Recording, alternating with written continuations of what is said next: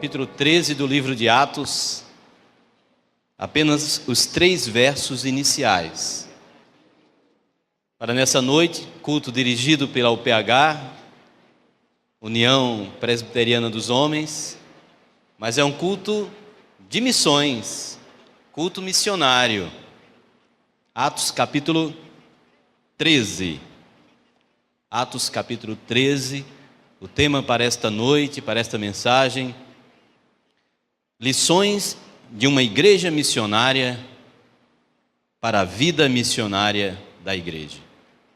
Então, o tema para o culto desta noite, para esta mensagem: lições de uma igreja missionária para a vida missionária da igreja.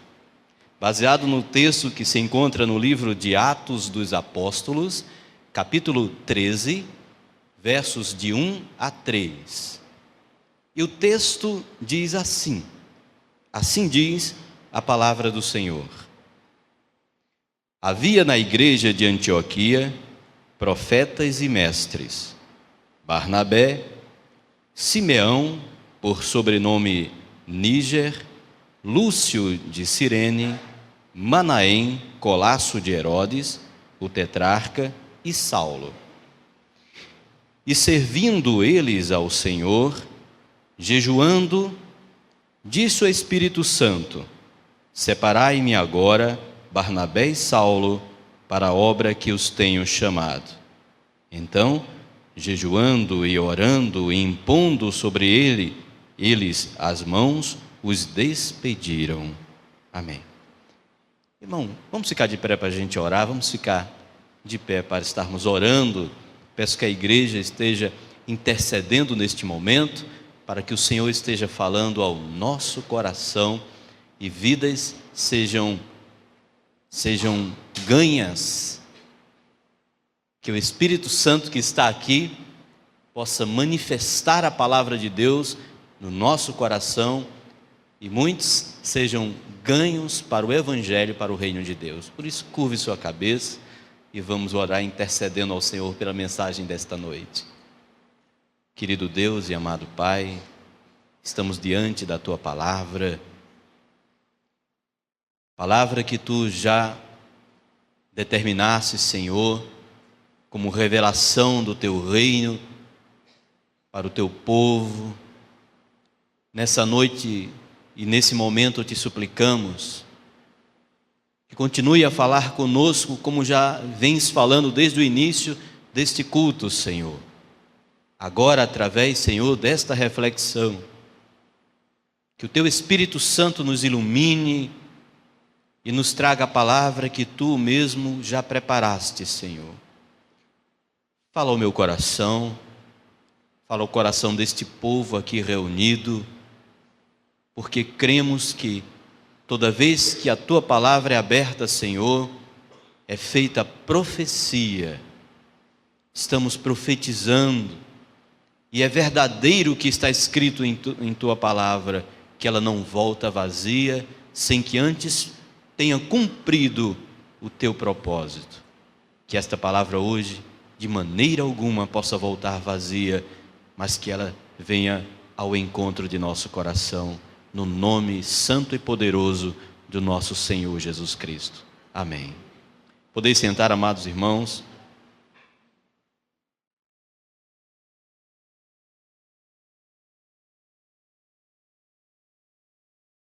Por que devemos insistir com missões? Por que devemos continuar falando sobre esse assunto? Por que devemos não economizar energias para divulgarmos, proclamarmos, exercermos o nosso chamamento missionário, que o próprio Cristo, que o Mestre fez a cada um de nós? Por que não devemos medir esforços na obra missionária? Por que missões tem que ser um assunto tão central em nossa igreja?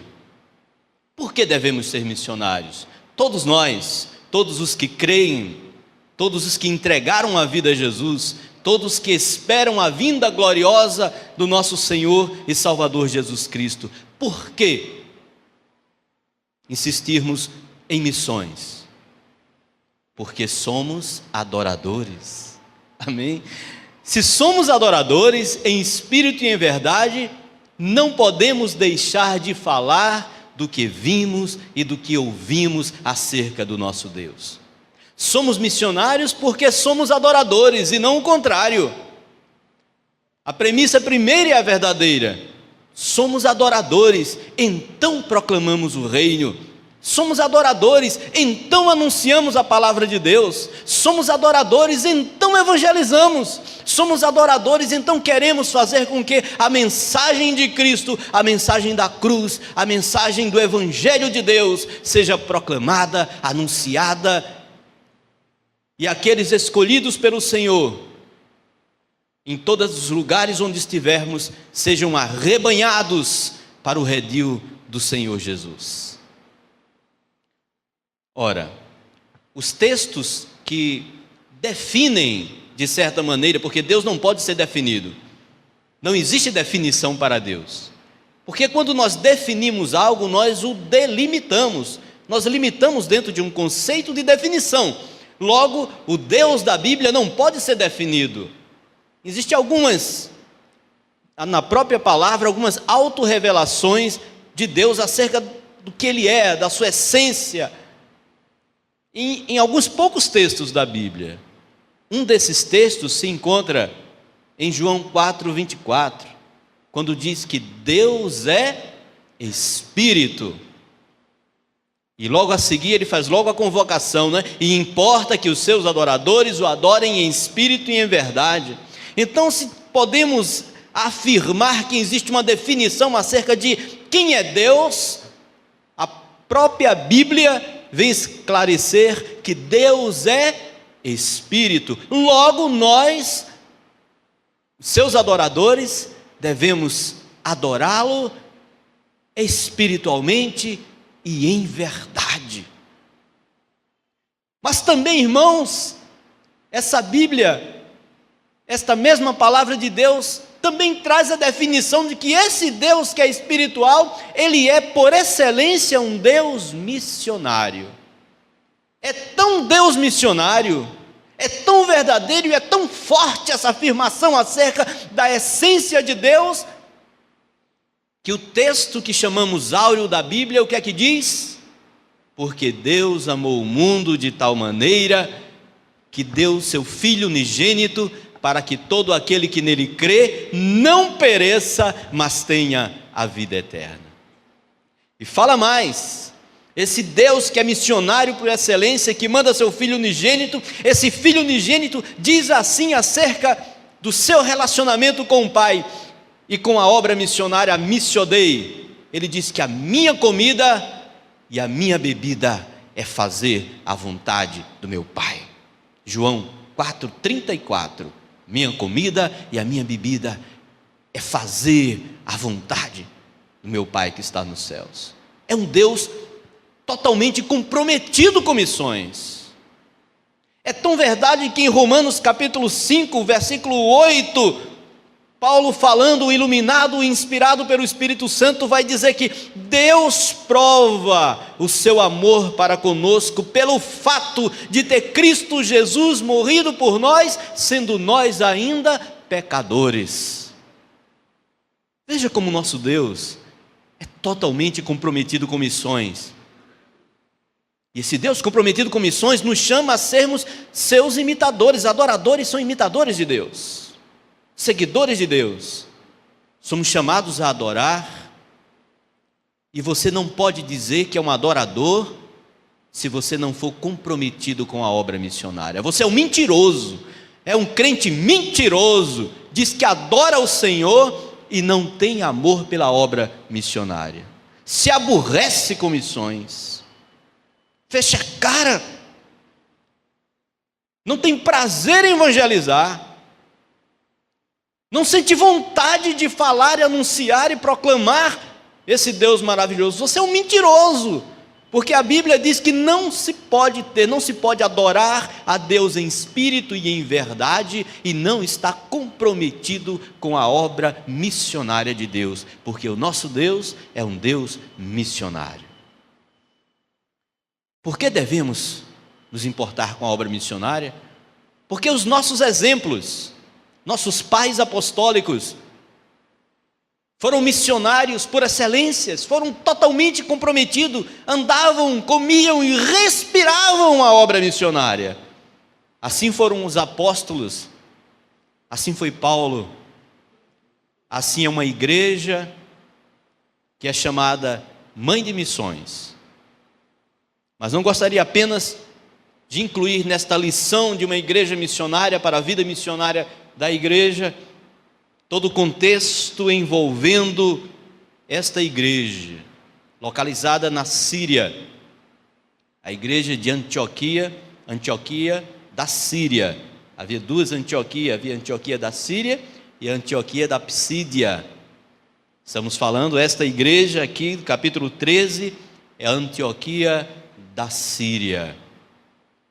E esta igreja vai nos legar para nós, nesta noite, 3 lições rápidas de uma igreja comprometida com missões, que nos lega para nós hoje, para termos uma vida missionária na igreja. Primeira lição que nós podemos ver nesse texto maravilhoso, que fala deste grupo, esta comunidade extraordinária, essa comunidade abençoada, essa comunidade proativa na obra missionária, esta comunidade de verdadeiros adoradores que não mediam esforços, que não mediam energias, que não mediam recursos, que não mediam investimento, que investiam não apenas recursos financeiros, mas investiam recursos de vida na obra missionária. A primeira lição que nós aprendemos com ela é que uma igreja missionária aprende a transformar sina em oportunidade. Anote aí se você estiver anotando. Primeira lição: uma igreja missionária aprende a transformar sina em oportunidade. Há quem diga que sina e oportunidade são dois lados da mesma moeda, né? Toda sina, toda tribulação, toda aflição que nos sobrevém, existe uma oportunidade no outro lado da moeda, não é? Irmãos, esta igreja, ela não nasceu de uma campanha missionária. Esta igreja, ela não nasceu de um movimento de reavivamento. Essa igreja não nasceu de um projeto de missões. Essa igreja, ela não nasce de uma campanha evangelística. Essa igreja, o contexto do seu nascedouro está no contexto da tribulação, da perseguição, do sangue dos cristãos sendo derramado como semente do reino de Deus. Convido você a abrir aí o Atos capítulo 11, o texto de abertura do culto desta noite. Está o contexto, se bem que o contexto Lucas, autor desse texto, ele vai preparar-nos para apresentar a Antioquia, vai preparar lá no capítulo 8, versículo 4, ele começa a preparar ali o leitor de Atos para apresentar o que acontecia, o movimento que acontecia em Antioquia. Ele prepara ali, capítulo 8 de Atos, versículo 4, ele prepara ali a apresentação da igreja de Antioquia. O que estava acontecendo? O que aconteceu? Aconteceu a perseguição por causa do testemunho de Estevão.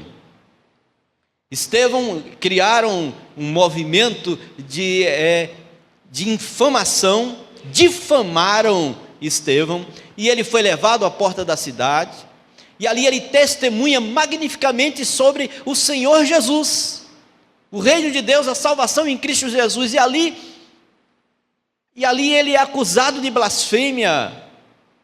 Ele começa a ser apedrejado, e enquanto ele está sendo apedrejado, ele vê os céus abertos e Cristo Jesus sentado à direita de Deus Pai Todo-Poderoso. Ali então a turba ensandecida e com sede de sangue, riam os dentes e o apedrejam com mais força ainda. Então, a partir dali, se desencadeia a primeira perseguição ao cristianismo.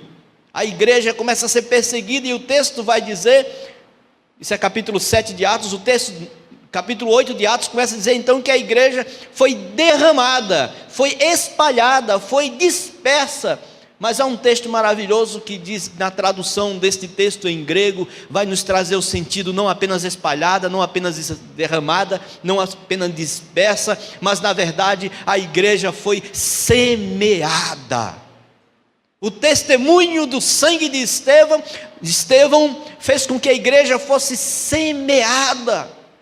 Quando pensou-se que a igreja foi espalhada, dispersa, destruída, a tribulação fez com que a igreja fosse semeada. As sementes do evangelho foram jogadas. Quem são as sementes do evangelho? O crente que crê verdadeiramente no Senhor Jesus. São as sementes do reino de Deus. A semente foi espalhada, o evangelho foi semeado pela Judeia, por Samaria. Interessante que está cumprindo aquilo que Cristo profetizou em Atos capítulo 1, versículo 8, sobre vós descerá o Espírito Santo e sereis minhas testemunhas em Jerusalém, na Judeia, Samaria e até os confins da terra. Com a perseguição a Estevão, surge a primeira perseguição à igreja, a igreja é semeada. No capítulo 11 então, Lucas agora expandindo o seu texto, a explicação do surgimento da igreja de Antioquia, ele vai relatar com mais detalhes o nascimento desta igreja. E o texto vai dizer que aqueles que foram dispersos, o texto grego para essa palavra disperso é semeados, aqueles que foram semeados por causa da tribulação que sobreveio, se espalharam até a Fenícia, Chipre e Antioquia. Irmãos, de Damasco, aonde Paulo, no caminho para Damasco, foi chamado, teve aquele encontro com Cristo, até Antioquia da Síria, são 300 quilômetros norte. Essa Antioquia da Síria é uma cidade que fica banhada pelo rio Orontes. Foi fundada por um dos generais sucessores de Alexandre o Grande. Isso são uns 300 anos antes do cristianismo. Era uma cidade de aproximadamente 500 mil habitantes. Uma cidade de cultura helênica, cultura grega, cultura helênica, rica, uma cidade opulenta. A terceira, estava entre as 4 maiores cidades do Império Romano. Era chamado como a joia do Oriente. Era chamada Antioquia a Bela. Antioquia Bela. Cidade possuía teatros, anfiteatros, uma grandiosa biblioteca. Havia uma vida pública grande. Ali também havia uma paganização extrema da população. Havia um ritual sexual à deusa Astarote, que mesmo nos nossos tempos, corariam os mais libertinos do nosso tempo. Havia uma prostituição religiosa imensa naquela cidade, havia uma degradação social, sexual imensa. Aí nessa cidade, alguns que foram espalhados, semeados, alguns que eram de Chipre e de Cirene. Chipre é uma ilha perto ali, Cirene é uma cidade, outra cidade. Eles que tinham então uma incursão livre, vamos dizer, eles podiam um livre trânsito naquela cultura, naquela língua, chegaram ali naquela cidade. Inicialmente eles apresentavam o testemunho apenas aos judeus, mas quando chegaram em Antioquia, esse pessoal que tinha um livre trânsito entre os helênicos, entre os gregos, começaram a anunciar aos não-judeus a seguinte mensagem, Kyrios Jesus, Jesus é Senhor. Amém, irmão? Você pode dizer isso? Jesus é Senhor. Foi horrível, vamos dizer de novo. Amém, irmão? Melhorou um pouco. Então eles chegaram em Antioquia e pregaram esta mensagem, que Jesus é Senhor. Quando perguntavam, de onde vem esse povo? Eles vêm de Jerusalém. Vêm de Jerusalém.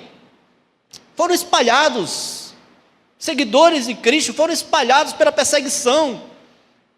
Foram espalhados por causa da morte, por causa do sangue. Mas em vez de eles ficarem concentrados na perseguição, concentrados naquele problema, naquela sina de perseguição. Não, eles transformaram a sina em oportunidade.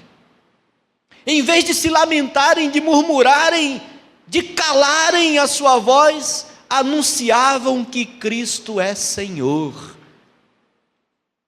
Essa mensagem é muito importante, porque em Antioquia havia muitos senhores.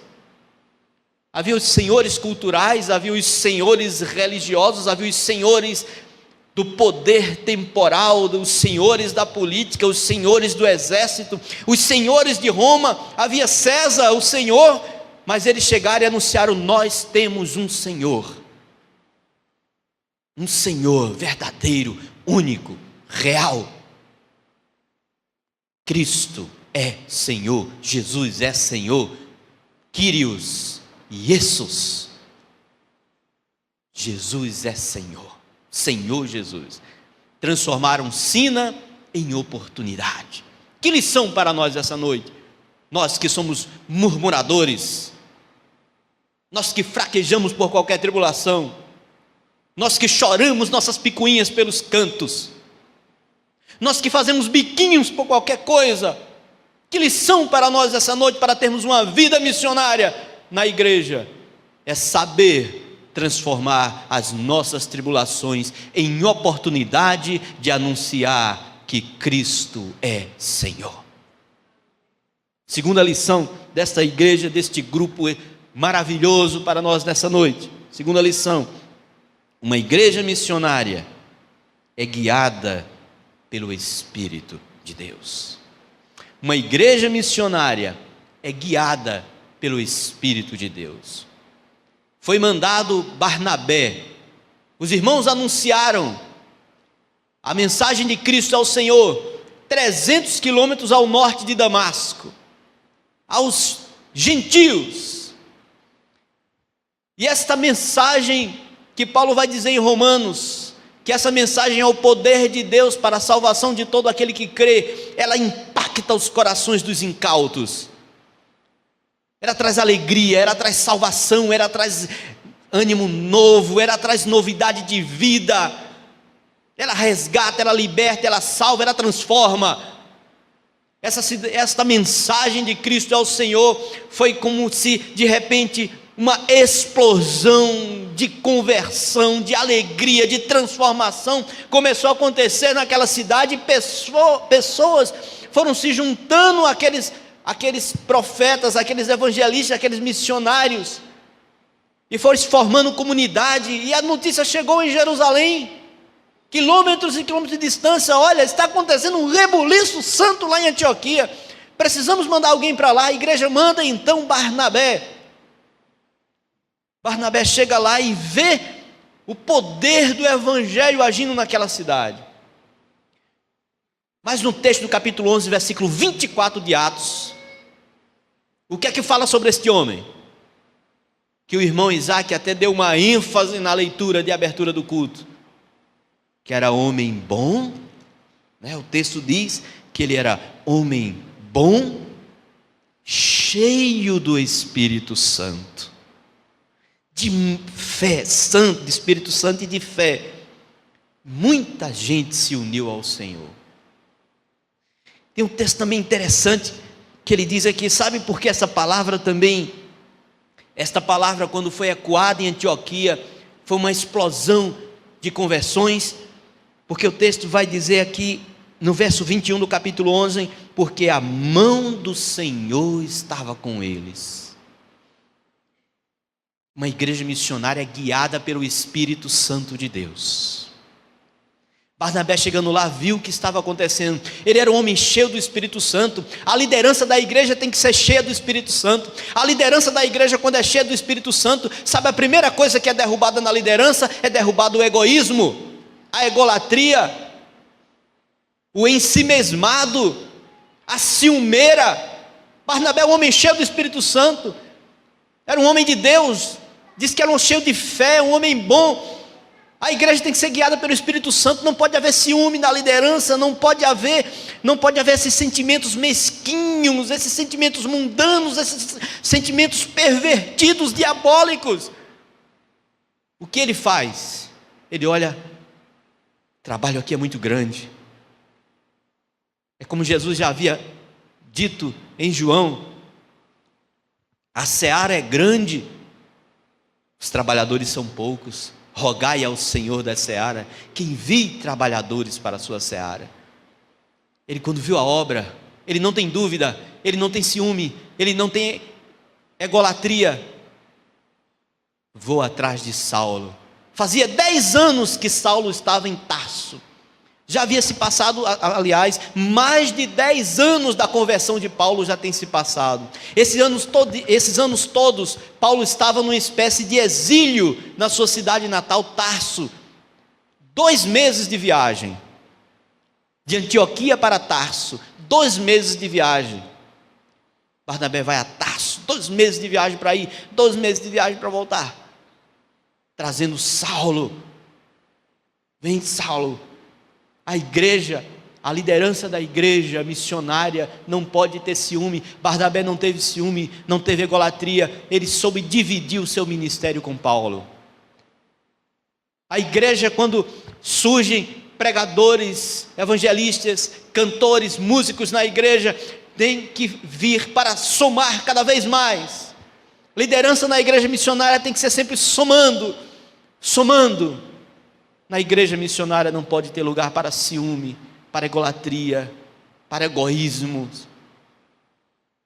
Barnabé chama Paulo e diz ali que eles, guiados pelo Espírito Santo, uma igreja que é guiada pelo Espírito Santo, ela aplica-se no estudo da palavra. Uma igreja guiada pelo Espírito Santo, irmão, não é de oba-oba, não é de gritaria. As pessoas têm uma ideia que culto avivado é culto de grito. Pregação avivada, o camarada tem que dar pinote, rebuliço, se jogar no chão, isso é presépio, é palhaçada de circo, não é de igreja não. Eu quero ver palhaço, eu vou num circo, eu não venho numa igreja. Igreja é lugar de se estudar a palavra de Deus, de se pregar o evangelho, de vidas serem transformadas pelo poder do Senhor Jesus. Amém, irmãos? Esses 2 homens, durante 1 ano, diz o texto do capítulo 11, aplicaram a ensinar a palavra de Deus a esta igreja.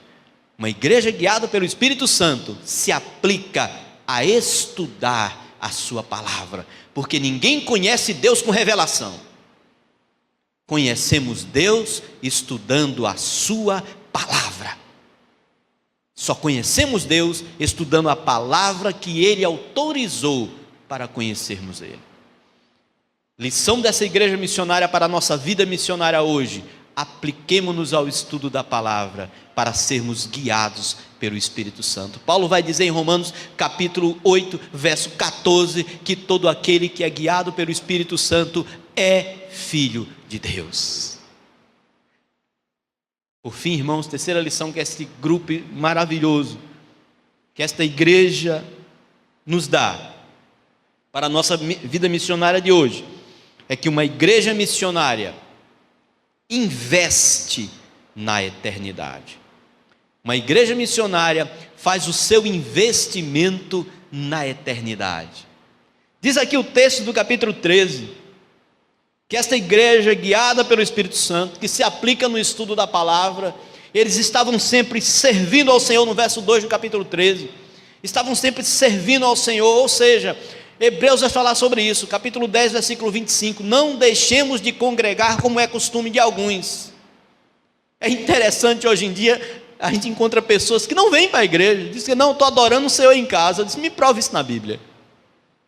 Porque a Bíblia diz que a gente devemos comungar, devemos termos comunhão. Salmo 133, o que vai dizer nos enunciados do Salmo 133, ó quão bom e agradável é viverem unidos, irmãos, é como o orvalho do Hermon, é como o orvalho do Hermon que desce sobre a relva, é como o óleo derramado sobre a cabeça de Arão, que desce para a gola de suas vestes sacerdotais. Ali o Senhor ordena a sua bênção para todo sempre. A igreja quer ser abençoado? Meu irmão, você quer ser abençoado? Vou falar tanto de vitória, né? Você quer ser um crente vitorioso? Cheio de vitória na sua vida? Tenha comunhão com a igreja. Tenha comunhão. Está com raiva de alguém? Joga essa raiva fora. Vá pedir perdão e vá perdoar.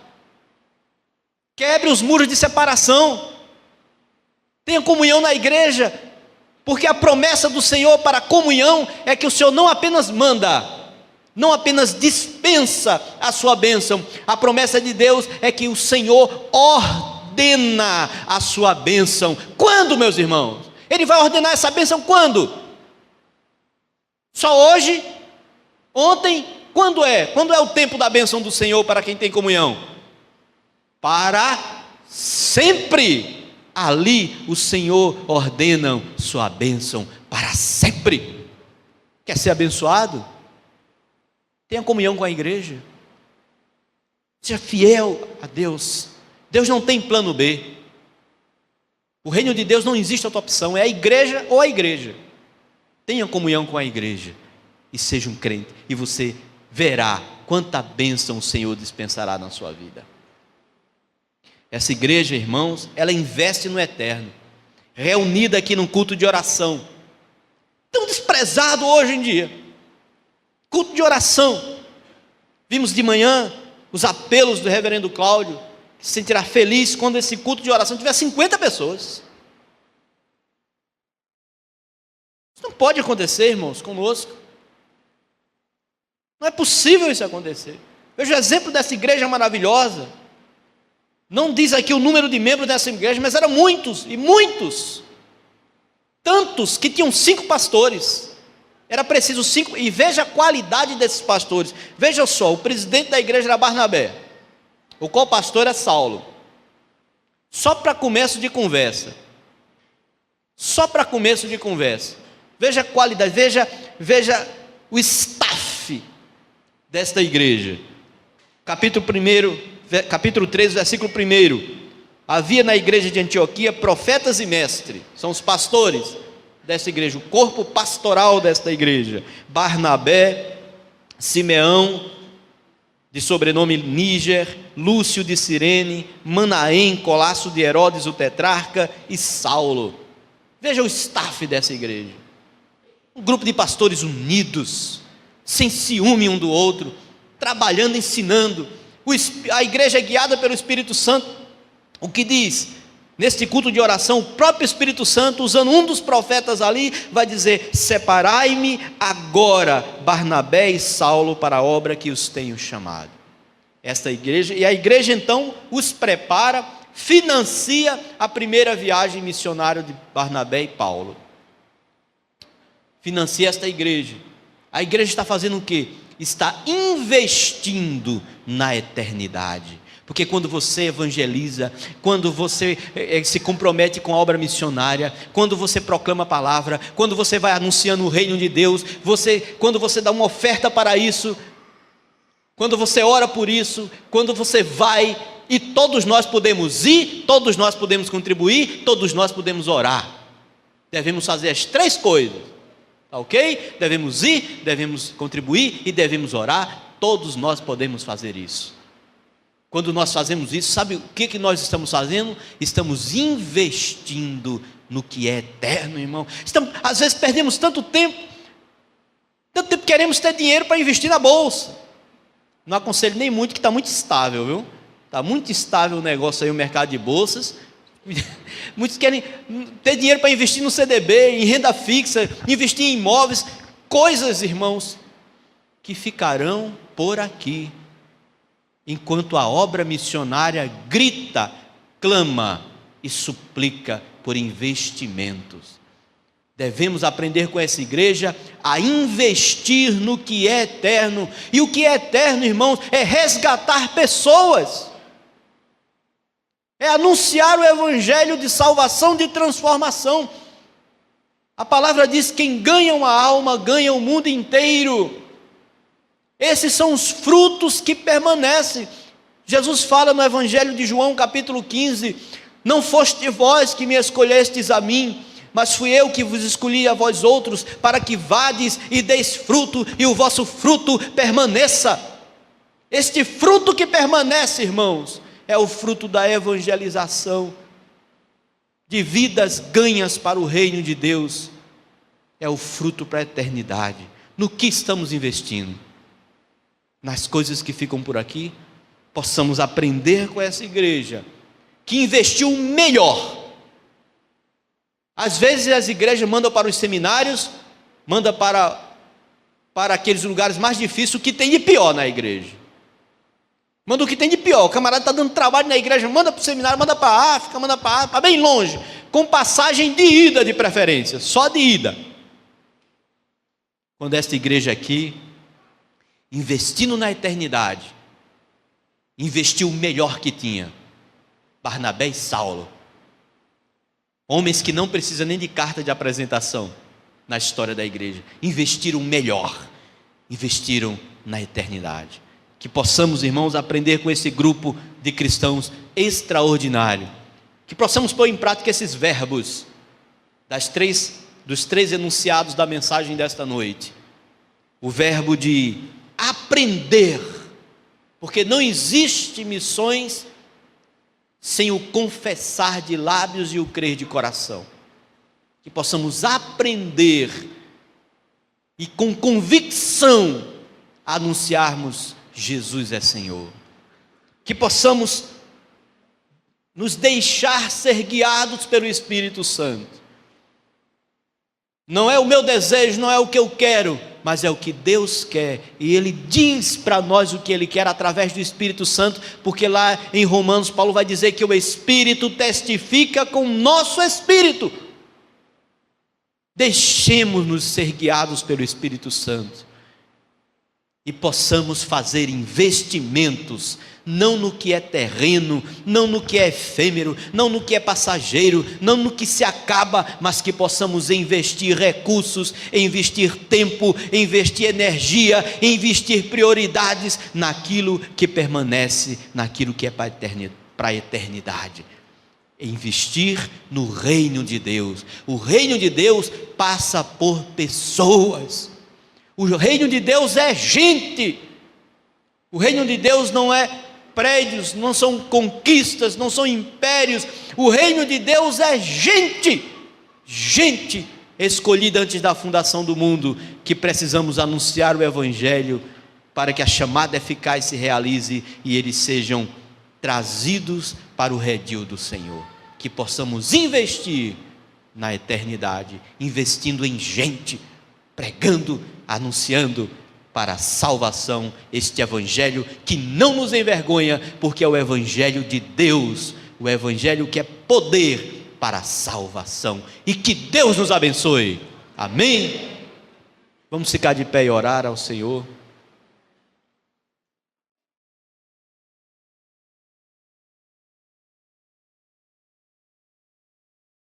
Pai Santo e Eterno Deus, te agradeço, Senhor, em nome de Jesus, por esta igreja de Antioquia, Senhor. Esta igreja, Senhor, que aprendeu a transformar a sina em oportunidade. Esta igreja que sempre foi guiada pelo Teu Espírito Santo, e aprendendo da Tua palavra, esta igreja investiu na eternidade. Investiu em homens como Barnabé e como Saulo, feito Paulo, e que homem tão importante, Senhor, na mensagem do Evangelho, pois escreveu boa parte do Novo Testamento, e que chegou até nós essa mensagem, dando a sua contribuição de vida, de dons, talentos e recursos. Que possamos nós, Senhor, fazer também esses investimentos, deixarmos sempre nos guiar pelo Espírito, nunca por nossa vontade, nunca por nosso desejo, nunca por nossas mesquinhez, mas sermos guiados pelo Teu Espírito, Senhor, e fazermos estes investimentos. Senhor, tira de nós todo o cansaço, tira de nós, Senhor, tudo aquilo que atrapalha a Tua obra, Senhor. Quebranta-nos com Teu amor, e nos faz, Senhor, sempre novos em novidade de vida, para anunciarmos com ousadia, coragem e poder o Teu Evangelho, Senhor. Para abalarmos essa cidade, impactarmos com a Tua palavra. Não é apenas essa cidade que é a nossa Jerusalém, esse estado que é a nossa Judéia, este país que é a nossa Samaria, e o mundo inteiro que é os confins da terra. Nos ajuda a isso, a começar de mim. Muito obrigado por esta noite, em nome de Jesus. Amém. Podem sentar, irmão Isaac.